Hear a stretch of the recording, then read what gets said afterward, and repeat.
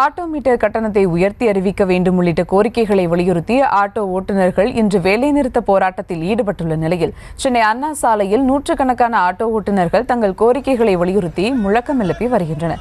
இதுகுறித்த கூடுதல் விவரங்களோடு நிகரா செய்தியாளர் அஜய். வணக்கம் அஜய். ஆட்டோ ஓட்டுநர்களின் கோரிக்கை என்ன? விவரங்கள்.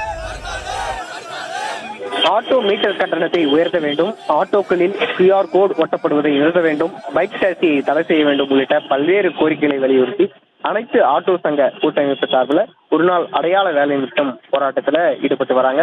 இந்த போராட்டத்தில் ஆட்டோ ஓட்டுநர்கள் கிட்டத்தட்ட 500க்கும் மேற்பட்டோர் கலந்து கொண்டுள்ளதா தெரிவிக்கப்பட்டிருக்கு.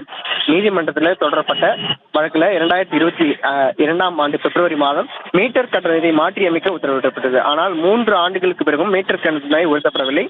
உயர்நீதிமன்ற தீர்ப்பின்படி விரைந்து மீட்டர் கட்டணத்தை மாற்றியமைக்க வேண்டும், சட்டத்திற்கு புறம்பாக செயல்படும் பைக் டாக்ஸிகளை தடை செய்ய வேண்டும், ஆன்லைன் அபராதத்திற்கு ஆட்டோ விதிவிலக்கு அளிக்க வேண்டும், 12 ஆண்டுகளாக உயர்த்தப்படாத உள்ள இந்த மீட்டர் கட்டணத்தை உயர்த்த வேண்டும், தமிழக அரசு ஆட்டோ செயலியை உடனடியாக தொடங்க வேண்டும் என்பன உள்ளிட்ட கோரிக்கையை வலியுறுத்தி ஆட்டோ ஓட்டுநர்கள் சங்கத்தினர் போராட்டத்தில் ஈடுபட்டு வருகிறார்கள்.